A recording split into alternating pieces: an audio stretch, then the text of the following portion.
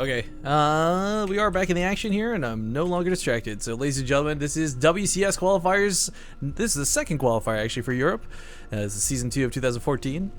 And welcome back to this best of 3. It's game number 2, and currently leading 1-0 after a very intense, very back-and-forth frost match. In the top right corner from Mouse Sports, it is HeroMarine.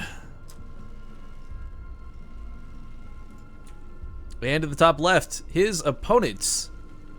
He's blue, he's Zerg, he's from Alliance. Ladies and gentlemen, SortOF.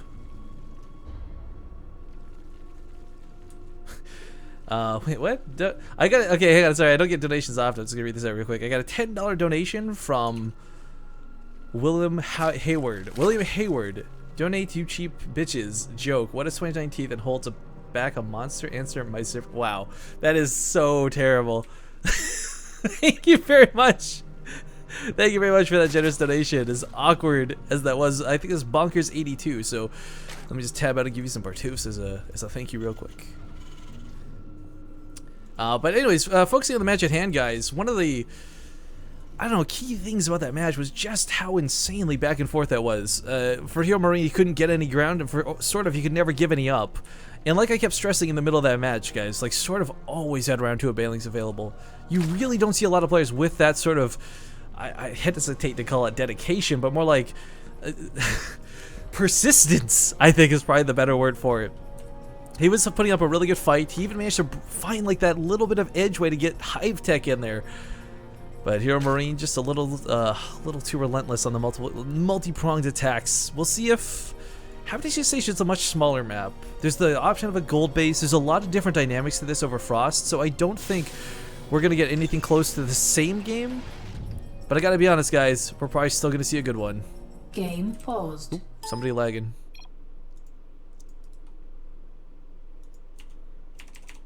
Well, Rifkin has been good for the last 2 weeks, so hopefully it's not me. It's like one of those Alcoholics Anonymous, like Laggers Anonymous. It's been like 38 days and 4 hours since my last lag out session.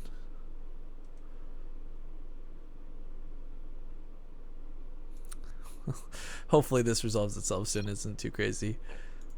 There are quite a few casters in here. There's a lot of people covering this match because it's a good match, a good series.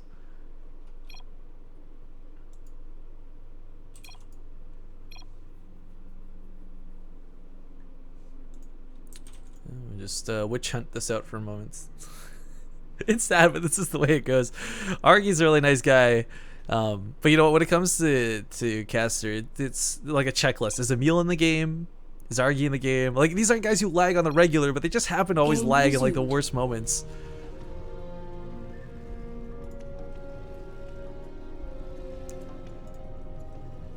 But okay, sort of floating in Overlord for the time being. Back at home, we do have you know, sort of going for, I don't know, pretty standard stuff. I was a little bit worried we'd see him take it that quick natural at the gold. This has been kind of a trend that we're seeing from players from time to time, and yes, it's absolutely a cheesy and incredibly risky move, but it's one that you can get away with if given enough time. A gold base with like 5 workers mining for a minute isn't even really worth it, but if you get enough dedicated to it and you can get enough out of it, it is such an advantage to have. The problem is, and this seems to be a problem with a lot of players, is it's like a nitro boost, right? Like you get this temporary surge of minerals, and for the next like however long it lasts you have all these units and you think like, okay, I'm ahead, and then you run out of money at the gold base and you have to take a normal base, and all of a sudden you realize you're not as ahead, you were just able to use the gold minerals. And it's actually something we've seen quite a few times, more often PvZ I find than anything else, whether it's either the Zerg or the Protoss, but Terran players seem to be pretty much used to that extra income. It sounds silly to say because of the mules, and it sounds like I'm making a balanced joke, but I'm not. It's just literally that's the case. We're so used to having that extra income anyways, that the gold base doesn't end up paying off that well, unless you do something crazy like lift to it, like Tasia or MMA, but I doubt we're going to see any of that in the the qualifiers today. Because everyone wants to go to Challenger League, let's be honest. It's the goal. It's get there, get the money, win. Anyways, HeroMarine's also going to be getting those Hellings out again pretty quick. Did go for the actual Reaper this time. We saw it didn't do too much, but you know, it's the difference of 50 gas. That's your reactor. That's the factory being slightly delayed. I was waiting to see if we're going to have another geyser taken, but the barracks coming down the back. I'm really curious what he's trying to hide. hide his tech maybe? Like surprise, I went bio? I mean, it's not something that's usually surprising, it's expected. I'm trying to chase off this Overlord. Not going to get a lot done, sadly, one Marine. These two, if there was another one on the other side already, he could probably kill it, but if he runs this out, there's always the risk that the Zerglings are there waiting. So not going to quite get that kill. And now we have the Hellions entering the fray. On the other side of the map, though, you know, we got speed finishing up in a moment. He is going to take these extra gases, but curiously enough, at the natural, still leaving the fourth one untaken here at the main. And oh, it wasn't Argy. Game paused. It wasn't Argy. Darn the bull! Darn you, the bull! That's unfortunate. The players, I believe, I don't actually know the WCS rules. I'm pretty sure if they ask you to leave, you have to, though. And ESL admins can remove you in total. It's Empire. They're probably not going to start till he leaves. Okay, there we go. Game resumed. Again, guys, we want the highest level of play for these players, and sometimes it sucks when casters like I said, I've been the guilty party from time to time. It happens to everybody once in a while. It sucks, and you really should not be the one responsible for a player losing. I mean, the last thing SortOF wants to do is have a bailing connection go off at the wrong time because, you know, he couldn't, or HeroMarine couldn't split from bailings, for example, because of lag. It's very real problems. Yeah, it's first world problems, granted, but still very real problems when it comes to StarCraft 2. But poking in here, Hellions and one Reaper. Not exactly the scariest force in the world.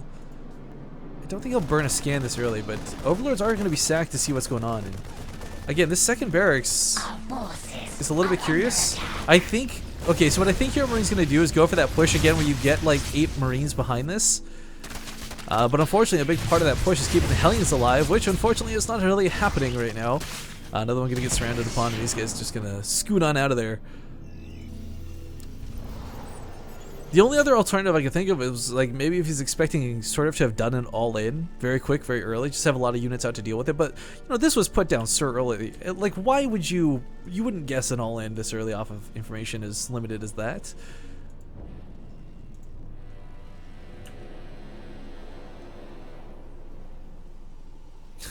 All right, well, we're gonna see what he plans to do here. I was really expecting the push. Show you the awkward pause, just waiting to see if he was gonna go, but he's not. He's just gonna hold position on the ramp. Middle of the map, still got those Hellions controlling the watchtower. There are some links wrapping around from below, but there's a wall off, and even if this wall breaks, there's so many Marines. But oh my God! Okay, so it's not gonna be the push with the medevacs. He's just gonna straight up drop with them. Oh, what? Maybe trying to hide just how many Marines he has. If he unloads on this side of the map, then he guarantees the Overlords and the watchtower didn't reveal this. But I mean, right now this looks like there's nothing in there. Pretty cool mind games if that's the case, but I doubt that's going to be the case. Roach is coming out of plenty, and these Marines do have stim packs, so he can actually contend with these guys. As long as the Hellions keep the Zerglings off of their backs, these Marines have the firepower to deal with the Roaches, especially with the medevacs giving heals. Pushing here very aggressively, trying to catch his opponent off guard. We'll even get some Overlords to try and supply block his opponent. But turning around, realizing there's a lot of Roaches here. Let's not forget, HeroMarine, if this goes sour, can lift off to get out of here. But he's stemming and he's still focusing, and these Roaches are falling. Unfortunately, though, he's lost a lot of Marines, and he's going to pick up and just, well, go towards the main, actually, curiously enough. But 1-1's been started. Combat Shields is on the way. This is by no means an all-in. He's just providing a lot of aggressive pressure this early. Still picks up. Gosh, the control out of HeroMarine. I'm sorry, like, I know it really sounds like my Terran bias is shining through, but let's be honest, there's so few Terran players who can pick up and control the same way this guy does. But keeping his medevacs mostly alive. Middle of the map, HeroMarine is still rallying units, or not middle, but back at home he's still rallying units. 3rd Commander did come down, so this again, it's not going to be an all-in locked on 2 bases or anything like that. But expanding is not going to be the easiest thing in the world to do. And that is a lot of Roaches. Oh, good. HeroMarine on the retreat now. Now that Overlord is going to goop up the gold base, so he can't really extend to take it himself. A little unfortunate.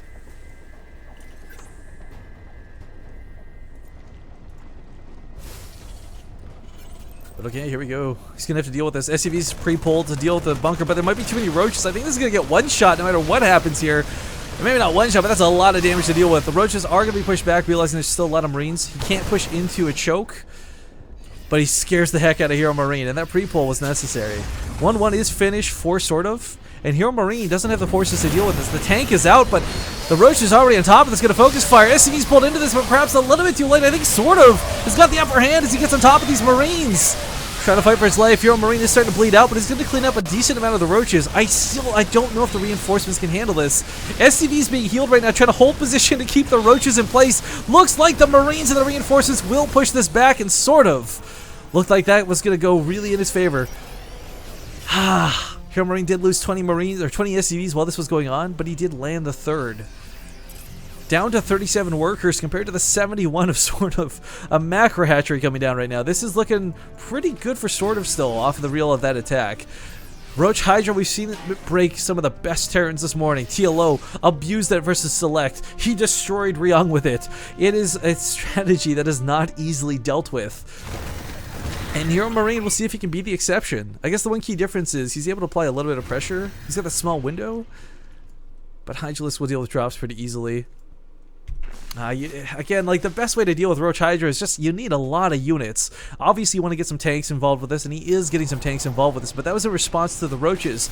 I don't think he knows there's Hydralisks. No, he has no idea. These are going to be revealed to him for the first time, so tank production going to have to go into overdrive if he wants to stay in this game. Roach is coming here towards the south. We're going to need some Marauders mixed into this as well. Simply put, to soak damage and deal damage to the Roaches. Because unless you break that Roach line, there's no way the Marines are connecting to the Hydralisk anytime soon. He is going to pursue these, though. Looks like he will catch a good chunk of them. Again, with that hot pickup. This guy is so good with control of his medevacs. But SortOF going to try and get a couple of SCVs on his way out. He will get a couple of SCVs on his way out, granted. But the Siege Tank fire will clean this up. Fourth base taken with SortOF, or by SortOF while this is going on. And, man, HeroMarine not actually going for the tank production. He's investing in the tank weapon upgrades, which is good to see. But his upgrades are going to be behind no matter how you look at this, no matter how you paint this picture. He's down in army supply as well. And there we go. Tanks have actually been started up once again. So the Roach Hydra count is not exactly out of control, but SortOF is approaching max. Now granted, 77 supply is going to mean his army value is a little bit lower. Marine's going to stem up this ramp though. Force backwards. The tank positioning is nice, but there's only two of them. Or, wait, yeah, only two of them, so I wasn't sure if there's another hiding underneath that or not. As he comes in from two different angles, hell, if he comes in from three different angles, SortOF should be able to take a pretty good engagement, but the south engages perhaps a little bit too early. Wrapping it for the north, picks off that siege tank, and SCVs are pulled once again. There are so many Hydralisks in this fight, though, and the Roach is still standing. GG is called, and SortOF, ladies and gentlemen, will take game number 2. Stripped away from HeroMarine, ties up the series, now 1-1.